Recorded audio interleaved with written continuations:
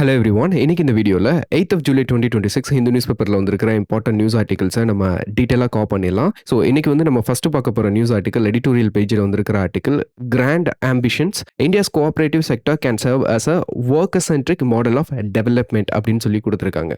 First point வந்து இந்த development அப்படின்றது நம்மளோட மெயின் சிலபஸில் எக்ஸ்பிளிசிட்டாக வெளிப்படையாக கொடுத்துருக்காங்க. ஸோ நீங்கள் வந்து அந்த பெர்ஸ்பெக்டிவ்ல தான் இந்த இஷ்யூ வந்து நம்ம அண்டர்ஸ்டாண்ட் பண்ணிக்கணும். ஸோ ரொம்ப ரொம்ப இம்பார்ட்டன்ட் ஆர்டிகல். இந்த ஆர்டிக்கலில் என்ன இஷ்யூ பேசியிருக்காங்க அப்படின்றது நமக்கு வந்து புரியணும்னா நமக்கு வந்து first what is a cooperative அப்படின்றது தெரியணும். ஆனால் கோஆப்ரேட்டிவ்னா என்னன்னு நமக்கு தெரிஞ்சுக்கிறதுக்கு முன்னாடி ஒரு எசென்ஷியல் கான்செப்ட் வந்து நீங்கள் அண்டர்ஸ்டாண்ட் பண்ணிக்கணும். அதாவது நீங்கள் எந்த ஒரு எக்கானமியை வேணால் எடுத்துக்கோங்க, எந்த கண்ட்ரி எடுத்துக்கோங்க, எந்த ஒரு எக்கானமி எடுத்துக்கோங்க. ஸோ அந்த எக்கானமியில் வந்து பார்த்தீங்கன்னா பிஸ்னஸ் மாடல் அப்படின்னு எடுத்துட்டா உங்களுக்கு வந்து யார் வந்து உங்கள் மைண்டுக்கு வருவா? ஏதாவது ஒரு கார்ப்பரேட் கம்பெனி உங்களுக்கு மைண்டுக்கு வருவாங்களா? இல்லை ஏதாவது ஒரு பிஸ்னஸ் பீப்புள் வந்து உங்களுக்கு மைண்டுக்கு வருவாங்களா? ஸோ அப்போ அங்கே வந்து பிஸ்னஸ் மாடல் எப்படி இருக்கும் அப்படின்னா அது அந்த எக்கானமியை பொறுத்தது. இப்போ இந்தியாவை எடுத்துட்டீங்க அப்படின்னா இந்தியா வந்து மிக்ஸ்ட் எக்கானமி. ஸோ இந்தியாவில் வந்து பார்த்தீங்கன்னா பப்ளிக் என்டர்பிரைசஸும் இருக்குது, ப்ரைவேட் என்டர்பிரைசஸும் இருக்கும். ஸோ நம்ம கண்ட்ரியில் வந்து பார்த்தீங்கன்னா கேபிட்டலிசத்துக்கு அகேன்ஸ்ட் எல்லாம் கிடையாது.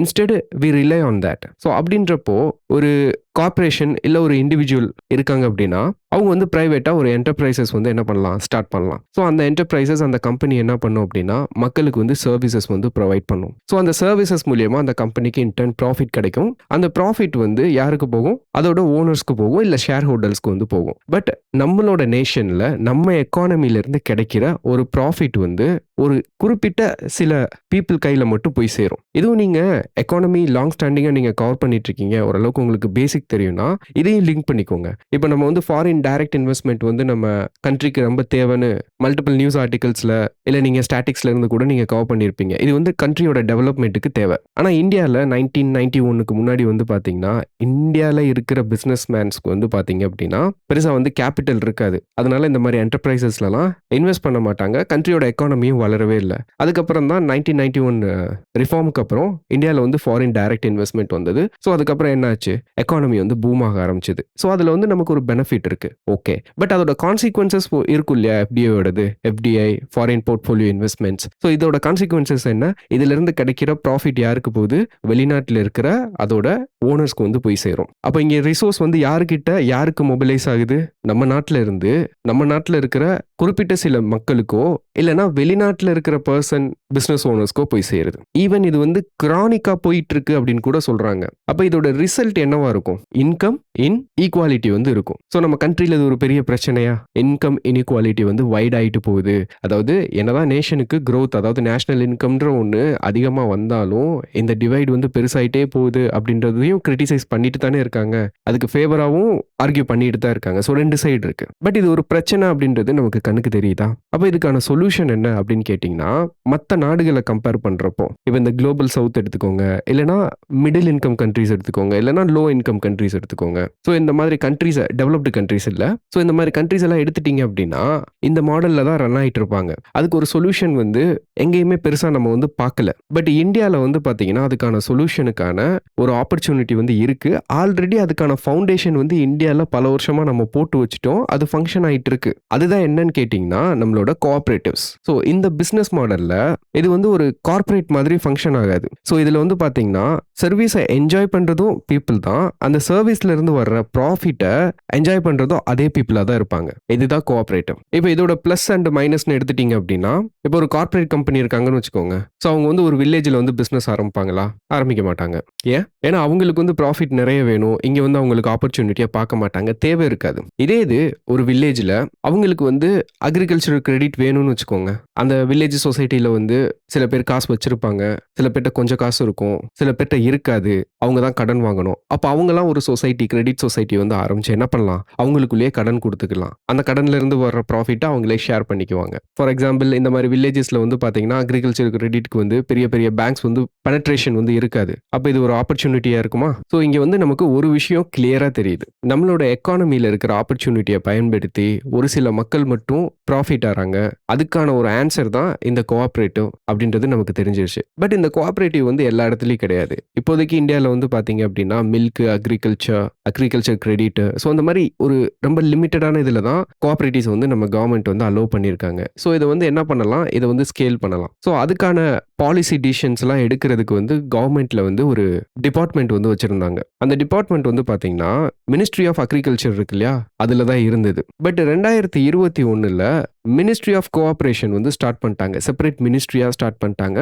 ஸோ இதுக்கு இந்த மினிஸ்ட்ரிக்கு வந்து மினிஸ்டர் யாருன்னு கேட்டிங்கன்னா, நம்மளோட ஹோம் மினிஸ்டர் தான். ஸோ இப்போ இந்த கோஆப்பரேட்டிவ்ஸ்க்கு வந்து என்ன பண்ண போறாங்கன்னா, லைக் லாஸ்ட் ஒரு 5 வருஷம் ஆச்சு இல்லையா? ஸோ சர்டன் பாலிசி சேஞ்சஸ் வந்து எடுத்திருக்காங்க. இத அடுத்த லெவலுக்கு கொண்டு போறதுக்கு என்ன அப்படின்றத வொர்க் பண்ணிட்டு இருக்காங்க. ஸோ அதில என்னென்னன்னு கேட்டிங்கன்னா, இனிஷியலா இந்த கோஆப்பரேட்டிவ்ஸ் வந்து அக்ரிகல்ச்சரல் கிரெடிட்ட தான் மெயினா ஃபோக்கஸ் பண்ணி நடத்திட்டு இருந்தோம். ஸோ அதுக்கப்புறம் கொஞ்சம் கொஞ்சமா என்ன பண்ணிட்டாங்கன்னா, சர்வீஸ் செக்டார்க்குள்ளேயும் உள்ள கொண்டு போயிட்டாங்க. புரொடக்ஷனுக்குள்ள, மார்க்கெட்டிங்குள்ள.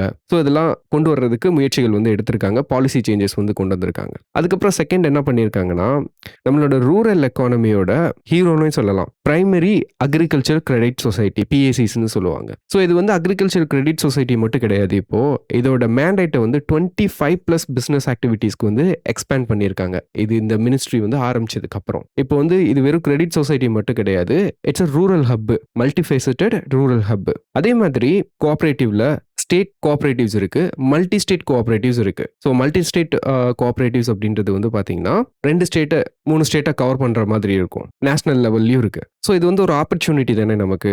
ஏன் ஒரு பிரைவேட் பிஸ்னஸ் மட்டும்தான் குளோபலி கம்பீட் பண்ணணுமா? ஏன் நம்மளோட கோஆப்பரேட்டிவ்ஸ் வந்து குளோபலி கம்பீட் பண்ணக்கூடாது? ஸோ அதுக்கான இனிஷியேட்டிவ்ஸும் இதில் வந்து என்ன பண்ணியிருக்காங்க, எடுத்திருக்காங்க. அண்ட் நெக்ஸ்ட் வந்து பார்த்தீங்கன்னா ஒரு யூனிஃபைடான நேஷனல் கோஆப்பரேஷன் பாலிசி வந்து கொண்டு வர போகிறாங்க. ஏன்னா இந்த கிரெடிட் சொசைட்டி மட்டும் கிடையாது கோஆப்பரேட்டிவ்ஸில். ஸோ இது வந்து மல்டிபிள் செக்டரில் வந்து ஃபங்க்ஷன் ஆகும். ஃபார் எக்ஸாம்பிள் அக்ரிகல்ச்சர், ஏன்னா நெக்ஸ்ட் வந்து பேங்கிங்கு, ஹவுசிங்லேயும் கோஆப்பரேட்டிவ்ஸ் கொண்டு வர்றதுக்கும், எக்ஸ்போர்ட்டில் கோஆப்பரேட்டிவ்ஸ் கொண்டு வர்றதுக்கும் என்ன பண்ணிட்டு இருக்காங்க, இப்போதைக்கு வேலை வந்து பார்த்துட்டு இருக்காங்க. ஸோ இதை வந்து அண்டர்ஸ்டாண்ட் பண்ணிக்கோங்க. ஸோ இதெல்லாம் இந்த மினிஸ்ட்ரி கிரியேட் பண்ணதுக்கப்புறம் இந்த சேஞ்சஸ்லாம் நடந்திருக்கு. பட் என்னதான் இந்த சேஞ்சஸ்லாம் நடந்தாலுமே, பாசிட்டிவாக இருந்தாலுமே, இதில் வந்து பார்த்தீங்கன்னா சில சேலஞ்சஸ் வந்து இருக்கு. இப்போ இந்த அக்ரிகல்ச்சரல் கிரெடிட் சொசைட்டி வந்து ஒரு கோஆப்பரேட்டிவ்னு பார்த்தோமா, இங்க வந்து என்னது, அதிகமா பணம் வந்து புழங்குற இடம். இப்போ அதிகமா பணம் புழங்குச்சு அப்படின்னா கொஞ்சம் இமேஜின் பண்ணி பாருங்களேன். அங்க வந்து கரப்ஷன் நடக்கிறதுக்கு வாய்ப்பு இருக்கு. பொலிட்டிசேஷன், அரசியல்வாதிங்க வந்து உள்ள இன்ஃப்ளூயன்ஸ் பண்ணி அந்த சொசைட்டியை வந்து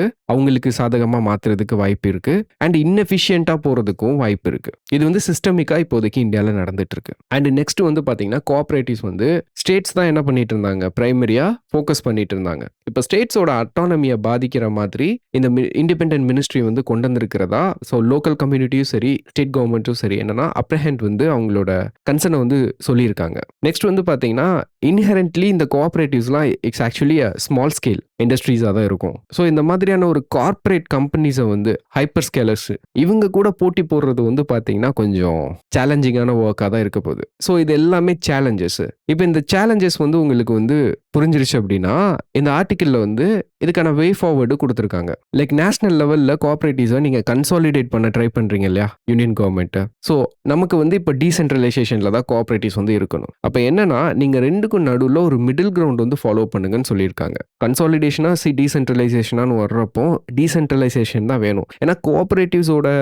நெர்வே என்னது, கிராஸ் ரூட் பீப்புள் வந்து டெமோக்ராட்டிக்கலி பார்ட்டிசிபேட் பண்ணுறது தான் மேனேஜ்மெண்ட்டில். அதை வந்து இப்போ இவங்க வந்து ரெகுலேட் பண்ணுறாங்க இல்லையா, சென்ட்ரல் கவர்மெண்ட் வந்து ரெகுலேட் பண்ணுறதுக்கு வராங்க.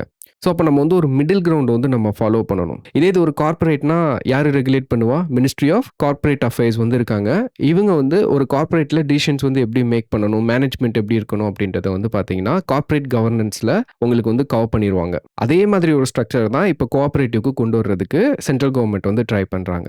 ஸோ அப்போ நேஷனலைசேஷனா லோக்கலைசேஷனான்னு வர்றப்போ இங்கேயும் நமக்கு வந்து பார்த்தீங்கன்னா ஒரு மிடில் கிரவுண்ட் தான். நேஷனல் லெவலில் நமக்கு பாலிசி புஷ் கொடுக்கணும், லோக்கலைசேஷன் லெவலில் இம்ப்ளிமெண்டேஷன்ஸ் அண்ட் அவங்களோட டிசிஷன்ஸ் வந்து எடுக்கிறதுக்கான அத்தாரிட்டியும் நம்ம கொடுக்கணும். அதே மாதிரி டெக்னாலஜி வெர்சஸ் ஹியூமன் லேபர்னு வர்றப்போ லைக் இப்போ ஒரு ஆர்டிஃபிஷியல் இன்டெலிஜென்ஸ் கம்பெனி எடுத்துக்கோங்க. ஸோ அவங்களுக்கு வந்து லைக் ஹியூமன் பவர் தேவையில்லைன்னா அப்படியே கட் பண்ணி விட்டுருவாங்க, லே ஆஃப் பண்ணிடுவாங்க. ஒரு சாஃப்ட்வேர் கம்பெனி எடுத்துக்கோங்க, அங்கேயும் அப்படி தான். பட் கோஆப்பரேட்டிவ்ஸில் நம்ம டெக்னாலஜியும் கொண்டு வரணும், ஹியூமன் லேபரையும் நம்ம வந்து கன்சிடர் பண்ணணும்னு சொல்லியிருக்காங்க. அது போக அந்த சேலஞ்சஸையும் நீங்கள் வந்து என்ன பண்ணலாம், வே ஃபார்வர்டாக எழுதிக்கலாம். அதுக்கான சொல்யூஷன் கரப்ஷன் இல்லாமல் இருக்கணும் அப்படின்ற மாதிரி. பட் இதில் வந்து இன்னொரு விஷயம், இதை எப்படி நீங்கள் யூஸ் பண்ணிக்கலாம் அப்படின்னா இது வந்து வெறும் கோஆபரேட்டிவ் கொஸ்டின் குடுத்தாங்கன்னா, அப்ப மட்டும் தான் நம்ம எழுதணும் அப்படின்ற அவசியம் வந்து நமக்கு கிடையாது. இப்ப வந்து நீங்க ஒரு கொஸ்டின் கேட்குறாங்க மெயின்ஸ்ல அப்படின்னு வச்சுக்கோங்க. எத பத்தினா, inclusive growth or rural economy இத பத்தி இந்த டாபிக்ல ஏதாவது ஒரு கொஸ்டின் கேட்குறாங்க அப்படின்னா, நீங்க வந்து ஒரு பாயிண்ட்டா எழுதலாம். Transforming primary agricultural society from mere credit societies to multifaceted rural institutions அப்படின்றது ஒரு பாயிண்ட் குடுத்தீங்கன்னு வச்சுக்கோங்க. ஸோ நீங்க வந்து நல்லா புரிஞ்சு வச்சிருக்கீங்க அப்படின்ற அர்த்தம். உங்களுக்கு நல்ல மார்க் கிடைக்கும். Okay. So that's all about this news article. And next நம்ம பார்க்க போற news article very important article linking women's income and health கேர்னு கொடுத்துருக்காங்க. சரி, இந்த ஆர்டிக்கல்ல ஆத்தர் வந்து என்ன பெர்ஸ்பெக்டிவ் என்ன ஐடியா கொடுத்துருக்காருன்னு பார்க்க போறதுக்கு முன்னாடி ஒரு சின்ன ஓவர்வியூ வந்து நான் கொடுத்துறேன். அதாவது இந்தியாவில் வந்து பார்த்தீங்கன்னா, இந்தியா வந்து ஒரு பேட்ரியார்கல் சொசைட்டியா. ஸோ ஒரு ஹவுஸ் இருக்கு அப்படின்னா, அந்த ஹவுஸ் ஹோல்டோட இம்பார்ட்டன்ட் டிசிஷன்ஸ் வந்து யார் எடுப்பா? ஸோ அந்த குடும்பத்தோட தலைவர் எடுப்பாரு. இப்போ இந்தியா வந்து பார்த்தீங்கன்னா, காலங்காலமாக டெவலப்பே ஆகாமல் இருக்கிறதுக்கு இதுவும் ஒரு காரணம். ஏன் அப்படின்னு கேட்டிங்கன்னா, ஒரு ஹவுஸ் ஹோல்டோட ரிசோர்ஸ் இருக்கு இல்லையா, அந்த ரிசோர்ஸில் மெஜாரிட்டி மென் வந்து எஃபெக்டிவாக டிசிஷன்ஸ் வந்து எடுக்க மாட்டாங்க. அது ஏன்னு கேட்டிங்கன்னா, அந்த ஹவுஸ் ஹோல்டை வந்து மேனேஜ் பண்ணுறது மென்னு கிடையாது. ஆக்சுவலாக அந்த ஹவுஸ் ஹோல்டை மேனேஜ் பண்ணுறது விமன். பட் டிசிஷன் எடுக்கிறது மென்னாக இருப்பாங்க because of the patriarchal society. So இதனால் நிறைய சோஷியல் ட்ரெடிஷன்ஸ்லாம் நம்ம சொசைட்டியில் வந்து டெவலப் ஆயிருந்தது. ஃபார் எக்ஸாம்பிள் எடுத்துட்டீங்க அப்படின்னா, ஒரு விமன் வந்து வீட்டில் வந்து ஹவுஸ் மேக்கராக இருக்காங்கன்னு வச்சுக்கோங்க. அவங்க வந்து என்ன பண்ணுவாங்க, குக் பண்ணுவாங்க. இப்போ அவங்க குக் பண்ண உடனே அவங்க பசிச்சா அவங்க சாப்பிடணும். பட் நம்மளோட ட்ரெடிஷன் என்ன அப்படின்னா, கணவர் சாப்பிடாம ஃபர்ஸ்ட் இவங்க வந்து சாப்பிடக்கூடாது. அதை ஒரு தெய்வீகமாக பார்ப்பாங்க. அது வந்து நமக்கு ஒரு நெகட்டிவ் கான்சிக்வன்சஸ் எங்கே வந்து கொடுக்கும் அப்படின்னு சொல்லி பார்த்தீங்கன்னா, விமனோட நியூட்ரிஷனில். ஏன்னா நார்த் இந்தியாவில், சவுத் இந்தியாவில் வந்து பார்த்தீங்க அப்படின்னா, இது கொஞ்சம் கொஞ்சமாக அந்த எக்கனாமிக் டெவலப்மெண்ட் வரவும் அது கொஞ்சம் கொஞ்சமாக அந்த ட்ரெடிஷன்லாம் காணாமல் போயிடுச்சு. பட் இன்னுமே நார்த் இந்தியாவில் வந்து பார்த்தீங்கன்னா, நிறைய ஸ்டேட்டில் இந்த ட்ரெடிஷன் வந்து இருக்குது. இதோட இம்ப்ளிகேஷன்ஸ் வந்து விமனுக்கு வந்து ப்ராப்பரான நியூட்ரிஷன் கிடைக்க மாட்டேங்குது. ஸோ அனீமிக்காக இருக்காங்க.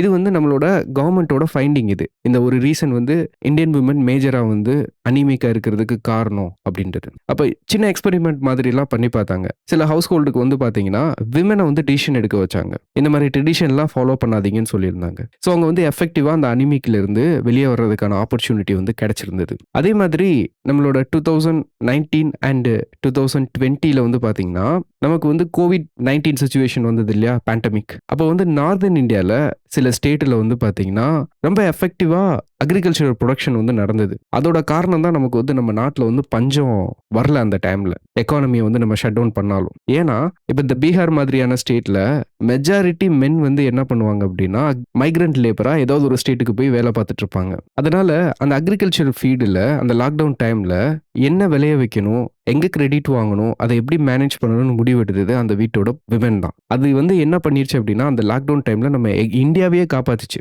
அதே மாதிரி இப்போ லாஸ்ட் ஒரு 5-6 இயர்ஸாக நீங்கள் நியூஸ் பேப்பர் ஃபாலோ பண்ணிங்கனாலே தெரியும். நிறைய எடிட்டோரியல் பேஜில் ரிசர்ச்சர்ஸ், பாலிசி மேக்கர்ஸ் வந்து என்ன ப்ரொபோஸ் பண்ணுறாங்க அப்படின்னா, நீங்கள் எந்த ஒரு கவர்மெண்ட் ஸ்கீம் நீங்கள் கொண்டு வந்தாலுமே அதை வந்து விமன் சென்ட்ரிக்காக கொண்டு வாங்க. அந்த ஸ்கீமு, அந்த பாலிசி வந்து விமனை இன்வால்வ் பண்ணணும். விமன் வந்து டிசிஷன் எடுக்கணும். அப்படின்னா அது வந்து சக்ஸஸ் ஆயிரும் அப்படின்னு சொல்லிட்டு இருக்காங்க. பட் இதுக்கெல்லாம் முன்னாடியே தமிழ்நாட்டில் வந்து இந்த சேஞ்சஸ்லாம் கொண்டு வந்தாச்சு. இப்போ நீங்கள் வந்து பிடிஎஸ் கார்டு வச்சிருக்கீங்க, ரேஷன் கார்டு வச்சிருக்கீங்க அப்படின்னா குடும்ப தலைவின்னு யார் உங்களுக்கு வந்து சேஞ்ச் கொண்டு வந்தது தமிழ்நாட்டில்? அதெல்லாம் ஃபர்ஸ்ட் இல்லையா? இப்போ மகளிர் உதவித்தொகை கொடுக்குறாங்க. ஏன் வந்து மகளிருக்கு கொடுக்குறாங்க? ஏன்னா women are better decision makers. So ஹவுஸ் ஹோல்டோட டிசிஷன் வந்து அவங்க எடுக்கிறப்போ ரொம்ப பெட்டராக எடுப்பாங்க. இப்போ பாவர்ட்டியில் இருக்கிற ஒரு ஹவுஸ் ஹோல்டுக்கு வந்து மென்னுக்கு வந்து நம்ம அந்த உதவித்தொகை போகிற மாதிரி கொடுத்தோன்னா அடுத்த ஃபியூ டேஸில் அது எங்கே இருக்கும்? அந்த காசு ஒயின் ஷாப்பில் போய் இருக்கும். ஏன்னா அதனால தான் அவங்க பாவர்ட்டிக்குள்ளேயே இருக்காங்க, மென் சரியில்லாதனால. அதனால தான் அந்த விமனுக்கு வந்து அந்த அமௌண்ட் வந்து போகிற மாதிரி செய்கிறாங்க. இதெல்லாம் பாலிசி சேஞ்சஸ் இல்லையா? அப்போ ஃபியூச்சர்லையும் இப்போ நீங்களே ஒரு பாலிசி மேக்கராக வர்றீங்க அப்படின்னா, செக்ரட்டரி லெவலில் போய் உட்காடுறீங்க அப்படின்னா, நீங்கள் பாலிசி இன்புட் கொடுக்கணும் அப்படின்னா இதெல்லாம் நீங்கள் கன்சிடர் பண்ணிக்கணும். இப்போ அந்த பெர்ஸ்பெக்டிவ்ல தான் இந்த ஆர்டிக்கல் வந்து எவிடன்ஸோட கொடுத்துருக்காங்க. இப்போ நீங்கள் வந்து ஒரு ஹெல்த் கேர் பாலிசி கொண்டு வரீங்க அப்படின்னா அதில் விமனை இன்க்ளூட் பண்ணுங்க. ஜஸ்ட் விமனுக்கு வந்து இன்கம் வந்து இன்க்ரீஸ் பண்ணுறதுனால என்ன மாதிரியான பாசிட்டிவ் இம்பேக்ட்ஸ் நடந்திருக்கு அப்படின்றத அந்த ரிசர்ச்சை வந்து எக்ஸ்பிளைன் பண்ணுறது தான் இந்த ஆர்டிக்கல். ஸோ இப்போ இந்த ஆர்டிக்கலில் என்ன சொல்லியிருக்காங்கன்னு டீட்டெயிலாக உங்களுக்கு வந்து நான் எக்ஸ்பிளைன் பண்ணுறேன்.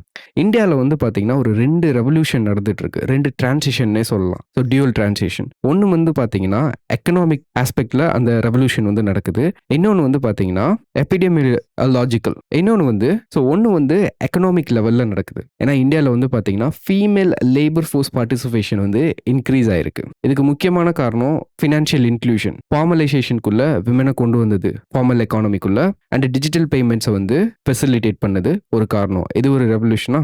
நெக்ஸ்ட் வந்து பார்த்தீங்கன்னா இது வந்து ஒரு நெகட்டிவ் டிரான்சிஷன் தான். நம்மளோட கண்ட்ரியில் டிசீஸ் பேர்டன் இருக்கு பார்த்தீங்களா, இது வந்து இனிமேல் நம்ம இன்ஃபெக்ஷஸ் டிசீஸை தான் நம்ம வந்து பெரிய பேர்டனாக பார்க்கணும்னு அவசியம் கிடையாது. அதை விட அதிகமாக நமக்கு பேர்டன் இப்போ கொடுத்துட்டு இருக்கிறது வந்து பார்த்தீங்கன்னா க்ரானிக் டிசீஸ் தான். நான் கம்யூனிகபிள் டிசீஸ், க்ரானிக் டிசீஸ், இல்லைனா லைஃப் ஸ்டைல் டிசீஸஸ் தான். நமக்கு diabetes, cardiovascular, hyper tension, mental related issues. So இதுதான் நமக்கு வந்து பெரிய இஷ்யூவாக இருக்குது. ஸோ ஒன்று வந்து எக்கனாமிக், இன்னொன்று வந்து எபிடமியோலாஜிக்கல். ஓகே, இப்போ ஆல்ரெடி உங்களுக்கு நான் ஒரு கண்டெக்ஸ்ட் சொல்லியிருக்கேன்னா இந்தியாவில் பாலிசி லெவலில் விமனை எப்படி பார்க்குறாங்கன்னு. ஸோ அதே தான் இங்கேயும் என்ன பண்ணியிருக்காங்க அப்படின்னா இந்த ஆத்தர் வந்து லிங்க் பண்ணியிருக்காங்க.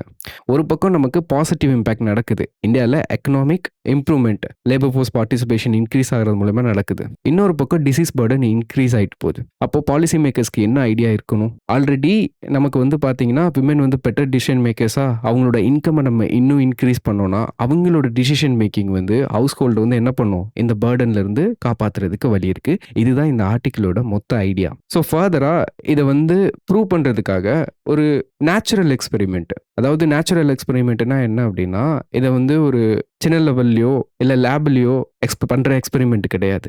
ரியல் லைஃப்பில் ரியலாக நடக்கிறத நம்ம வந்து அப்சர்வ் பண்ணி அதை வந்து எக்ஸ்பெரிமெண்ட்டாக கன்சிடர் பண்ணுறது தான் இந்த நேச்சுரல் எக்ஸ்பெரிமெண்ட். அதை வந்து எவிடன்ஸாக கொடுத்துருக்காங்க. இப்போ 2018 வந்து பார்த்தீங்கன்னா இபிஎஃப்ஓ இருக்காங்க இல்லையா, ஸோ அவங்க வந்து ஒரு பாலிசி சேஞ்ச் வந்து எடுக்கிறாங்க. அதாவது மேண்டேட்ரியாக இபிஎஃப் கான்ட்ரிபியூஷன்ஸ் இருக்கு இல்லையா, அது வந்து புதுசாக ஃபார்மல் செக்டாரில் வேலைக்கு போவாங்கல்ல விமன், அவங்களுக்கு 12% 8% மாற்றிட்டாங்க. ஸோ இதனால் என்ன நடக்கும், விமனுக்கு வந்து டேக் ஹோம் கையில் கிடைக்கிற சம்பளம் வந்து அதிகமாக இருக்கும். ஏன்னா இந்த கான்ட்ரிபியூஷன்ஸை பொறுத்த வரைக்கும் மொத்தம் 3 சைடு இருந்து கான்ட்ரிபியூஷன்ஸ் வரும். ஒன்று வந்து கவர்மெண்ட் சைட்லேருந்து கான்ட்ரிபியூஷன் வரும், இன்னொன்று வந்து எம்ப்ளாயர் சைட்லேருந்து கான்ட்ரிபியூஷன் வரும், இன்னொன்று வந்து எம்ப்ளாயி கான்ட்ரிபியூஷன். இந்த எம்ப்ளாயி கான்ட்ரிபியூஷனை குறைச்சது மூலியமா ஒரு குறிப்பிட்ட சில அமௌண்ட், சில பணம் வந்து அவங்களுக்கு வந்து அதிகமாக கிடைக்கும். ஸோ இது கிடைச்சது இல்லையா, இதோட அவுட்கம் என்ன அப்படின்னு கேட்டிங்கன்னா, யாருக்கெல்லாம் இந்த அமௌண்ட் கிடைச்சதோ அவங்களோட ஓவரால் ஹெல்த் கேர் எக்ஸ்பெண்டிச்சர் இருக்கு இல்லையா, அது வந்து ரெடியூஸ் ஆயிருக்கு பை 11.6%. ஸோ இது என்ன ஐடியானா, இப்போ இனிமே வந்து நீங்கள் வந்து என்ன பண்ண போகிறது இல்லை, ஒரு டிசீஸ் வந்ததுக்கப்புறம் நீங்கள் வந்து ஹாஸ்பிட்டலில் நோக்கி தேடி ஓடி போகிறது, ஸோ அந்த மாதிரி செலவு வந்து டாக்டரை பார்க்குறது, அந்த மாதிரி செலவு வந்து இனிமேல் கம்மி தான். ஏன்னா நமக்கு தான் வந்து இன்ஃபெக்ஷஸ் டிசீஸ்க்கான பேர்டன் வந்து குறைஞ்சிருச்சே. அதுக்கு காரணம், முக்கிய காரணம் வந்து நம்மளோட கவர்மெண்ட் சொல்லலாம், ப்ரைவேட் ஹாஸ்பிட்டல்ஸும் சொல்லலாம், மக்களுக்கு வந்து அவேர்னஸ் வந்தது அப்படின்னு சொல்லலாம். ஸோ அதனால் அந்த சைடு வந்து நமக்கு எஃபெக்டிவாக இருக்குது. ஸோ அதனால் அது வந்து டிக்ளைன்டு தான். பட் ஹவுஸ் ஹோல்டில் ஹெல்த் கிரியேஷனுக்காக விமன் ஸ்பெண்ட் பண்ணுறாங்க இல்லையா, like nutrition, physical fitness, preventive care, இது வந்து இன்க்ரீஸ் ஆயிருக்கு. ஸோ இபிஎஃப்ஓ இந்த ஒரு ஆர்கனைசேஷன் இவங்க பண்ண ஒரு பாலிசி சேஞ்ச் வந்து எந்த அளவுக்கு மேசிவா ஹவுஸ் ஹோல்டோட பேர்டனை வந்து குறைச்சிருக்குன்னு மட்டும் பாருங்க. இது வந்து ஒரு எவிடன்ஸாக கொடுத்துருக்காங்க.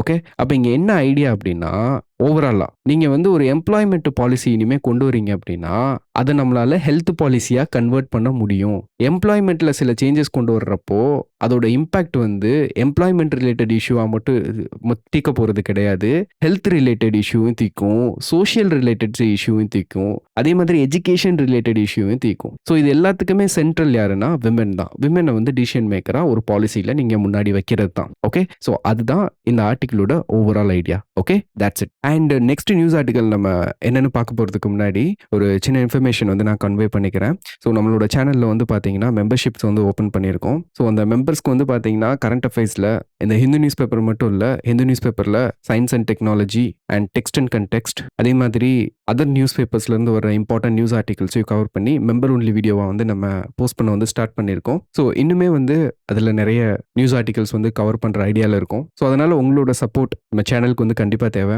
ஸோ இந்த நியூஸ் அனாலிசிஸ், இந்த கரண்ட் அஃபேர்ஸ் இது வந்து உங்களுக்கு யூஸ்ஃபுல்லாக இருக்குது அப்படின்னு நினச்சிங்கன்னா ஸோ மெம்பர்ஷிப்பும் நீங்கள் கன்சிடர் பண்ணுங்கள். Okay, thank you. அண்ட் நெக்ஸ்ட் வந்து பார்த்தீங்கன்னா நம்ம பார்க்க போகிற news article editorial page article, India's economic prospects after the West Asian கிரைசிஸ்னு கொடுத்துருக்காங்க.